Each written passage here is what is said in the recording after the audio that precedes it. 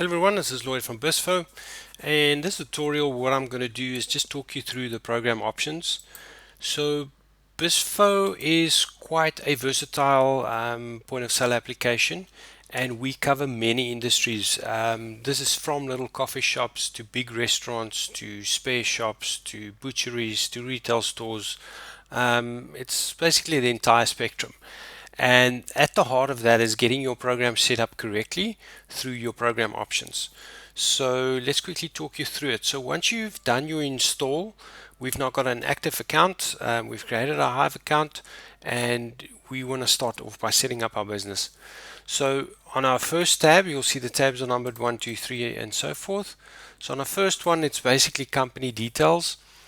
Company registration numbers. These details are important as they will be displaying on your invoices.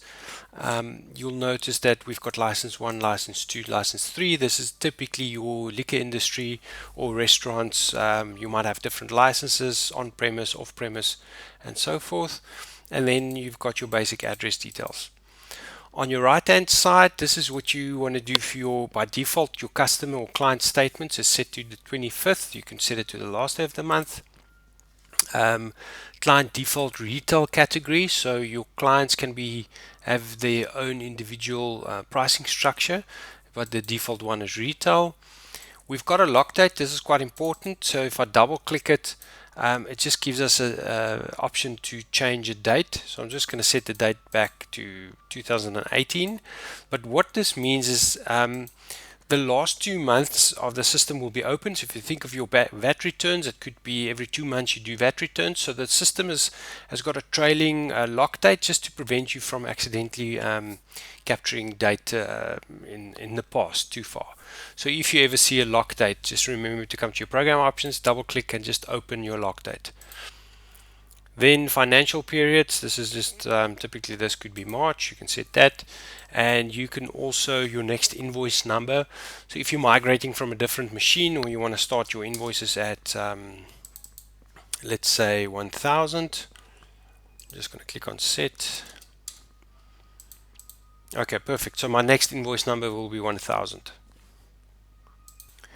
Great, so we've got company details set. Then we want to go to our printing. Printing, if you look at it, it's kind of 3 blocks. So the top one is our receipt. So that's your little cash slip, either for restaurants or retail industry. By default, you can just leave it like this. Just to note for the hospitality guys, they always ask, but there's a invoice for restaurant that you can set. So that means the gratuity will be at the bottom. And you've got stuff like display invoice prompt, always default yes, and so forth. You can even set the taxes on your receipt to show or not show. And then these sections for now, I just by default just leave them as is. This was some older hardware through legacies, keeping in mind that Bizzfo has been running for many years, 15 plus years, so there is some legacy with settings within the system. So we leave all of that. And at the bottom is our A4 invoice. If you think of it more on a customer facing, or maybe in the butchery or account type of sales, you tend to use your A4 invoices. I can recommend that for now, also default. Sometimes you do want to have your prices on your invoice include or exclude that. You can set that here. Now looking at the top right, just a tip, you'll see there's a little plus button. It just gives you a hint. So what you want to do is, if you want to sign an invoice, make sure you right click with your mouse so you can actually select your printer. So by default, invoice defaults, this is a A4 page invoice. I'm just going to set it to cash. So this would, again, it's a retail store, so it's the actual point of sale. And you can now set your receipt printer. So let's say we want to make it our Posiflex one. And this is how I set my receipt printer, and we'll do the Epson or the PDF as our invoice printer. This is how we set it. Then at the bottom we can see for our hospitality we can do 6 printers, and you can set the number of copies as well. So you can we'll do another video on this as well. So you can set your printers here that you want to do for that. Let's go to Settings. Now settings, this is quite probably intimidating for a lot in the beginning. You might need some help, but this is where the setup is quite critical, where there's a different flow to a hospitality versus our retail environment, and this is where we'll set all these different settings. So I'm just quickly going to run through this. What I would recommend is if you're playing with the software for the first time, keep in mind what industry you are and what you're looking for, and most likely you'll find it here. You guys can pop us a mail as well if you find that you're a little deli and you need your system to return to your select menu or not log you out every time. We can just switch stuff like that on and off. So let's just quickly run through this. So opening your POS when it first starts, so if it's there's a difference between your back office and your point of sale actually. So if you want your point of sale to start up when you open your system, you can click that one. The password to close your POS, so not allow your users to exit the point of sale. Launch the POS when the PC starts. That's, if you have power failures and the system comes on, it can start automatically. Allow multiple instances. This is normally, it should not be on. You only want one instance of your system to run. It wouldn't matter if there's 6 running, but just to avoid user confusion, leave this one off. Miscellaneous sales, only a bit of legacy. If you think about it, you always want to have products listed on your system, but if you're only working with miscellaneous sales, you could do that. Remove zero invoice, it's a bit of legacy, leave that one. Allow client payments on zero invoices, I would also leave that one off. Only enter password once. This one you only use if, for example, in the spares industry, is that you got guys that actually allocated to a till and you don't want them to enter the password continuously. You would enter this, but for hospitality example, you want everybody to log in. Show product descriptions. We'll cover this one in a later video. On-screen credits, this is quite an important one. So again, hospitality is if you're selling a burger and a Coke to someone, but you've made a mistake, you don't want the client to see that -1 Coke plus 1 Fanta. But in the retail industry, you definitely want to see if there's any items removed from the invoice. So as a kind of measuring guide, you can say if it's hospitality, just leave it off. If it's retail, you can leave it on. Cancel and escape, I would not recommend this one. This was also a bit of legacy, so it just means that if you're in the point of sale, by default everything is saved. If you switch that on, the point of sale will actually not save the current sale you are in or the state, and you'll have to redo it once you exit. Show the clear button. This is when the staff is doing a sale, but they make a mistake and they just quickly want to clear it. They can actually clear that. Then some finer detail, case size in scan interface. Force waiter to clock off. Hospitality, this is quite important. So some guys want the waiters to clock off once they present their slip of what their actual sales were. Then some more workflow. Cash your client at start of sale. It could be a default question, but otherwise you do have the option to select, the user has the option to select what they want to do, cash your client. Show delivery note prompt, so that could be in an instance where you're actually doing deliveries and you want to remind the user if they want a delivery note. So by default it's off.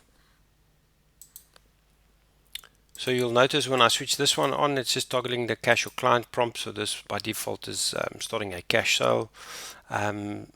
Stock take show cost price. So in some instances you don't want to show your cost price to your staff. Rounding you can do. I think it's 5 cents, 10 cents, 50 cents, and 1 rand.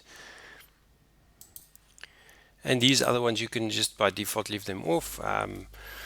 Or not ticked. This one is also fairly important. There's basically when the cache up is completed, there's some optimization that is done. So typically if you're running multiple PCs, you only want to switch this on for your server and not for the other systems, but it won't cause any issues, but it's just a good practice and it just optimizes your system a bit more.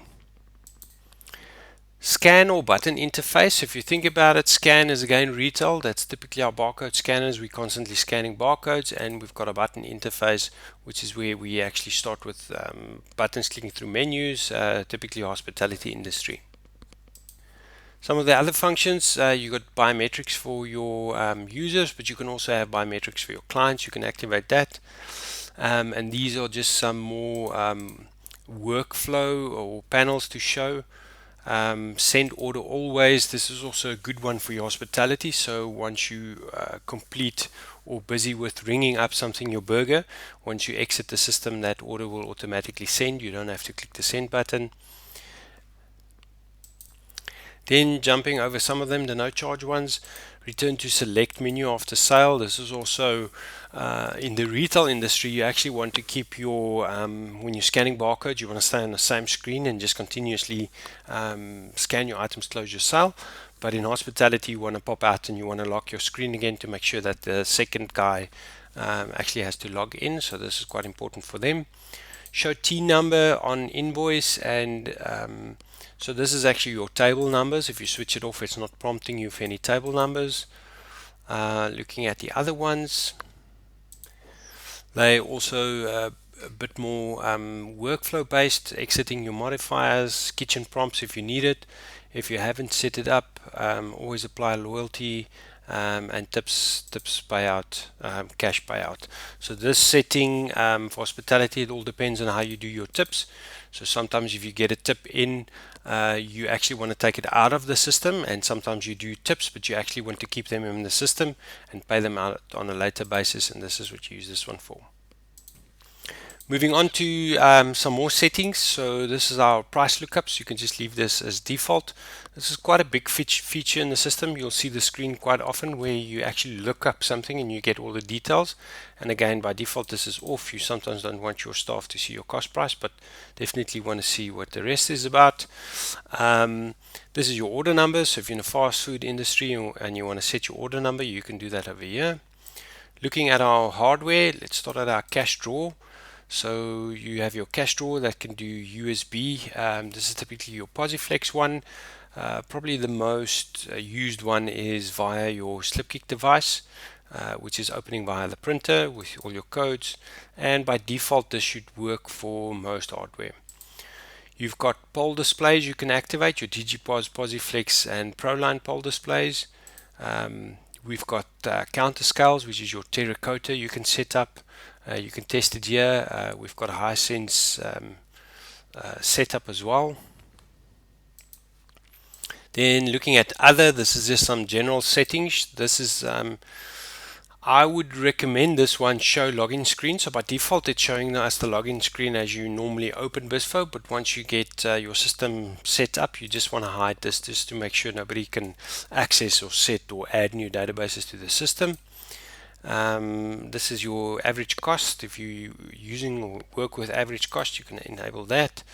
Frame construction we can ignore for now. It's a bit of legacy in the system. In-store server. This one, it's also very important. So especially once you start using your integration with your Android devices, you want to make sure that this thing is activated. So every time your Bizzfo starts, it starts the server as well, and then allows the communication between your point of sale and your app. At the bottom here, this is quite a cool one. So your cash up, you can send daily cash ups at a certain time. So typically the client would say, my store closes at 9 and by 10 o'clock everybody's cashed up and I actually want to get some information. And what we're seeing here is these are all the reports that can be mailed to you. So you get a cash up report, all your sold, your products per hour, your stock movement, any variances, in other words, any adjustments on your stock.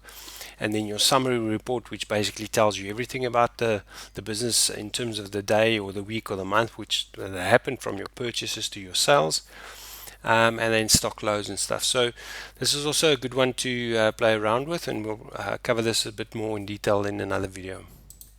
And the one at the bottom, which is very important, we've dealt with this before. So this is your get sync ID, and make sure that once you click here, these are your branches. I've already selected that one. Auto sync is also important. This one is on. So auto sync means that all the transactions with probably a 5 to 6 minute period is being synced to your Hive. If you do not want that to happen, you can just click on your disable your auto sync or even do your unsync. But just keep in mind this might impact your database backups that's happening. And believe me, once you need your backup, you'll appreciate the fact that these settings are on. Right, having a look at our client terminal. This one we can ignore for now, and moving over to our integration. So we'll cover this in separate videos as well, but just touching on it, this is your loyalty integration, your online store. If you have online orders, you would actually use this section, so your orders will print in your store. Q2B is partners of ours that we work with, and they are in hospitality. So once it gets to room bookings, hotels, managing your guest house, we integrate to them. SureSwipe, Innovation, and the guys in Nigeria, which is your InterSwitch. These are your payment systems. So this is the actual card machine that's plugged into your terminal. So Bizzfo only moves forward once we've got a validated payment that has gone through. This is this integration. Cash card. This integration is where we have these cash card machines where you actually the client just puts in the cash, and it's actually a cash feeder. Very nice system.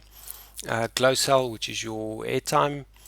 Kitchen display units, we'll cover this in a separate video, but once you got your kitchen display set up, we'll do that. Your scale file, your forecaster file, so this is our scale integration with the biggest scales for butchery environments. And then FRIS we can just ignore for now, but unless you're in Nigeria, you will have to activate this to make sure that you have integration. So guys, that's it's a bit of a long one, but it's an important one for you to actually understand what happens in your program options, as this is the heart where we always turn back to if we want to set up anything within the system.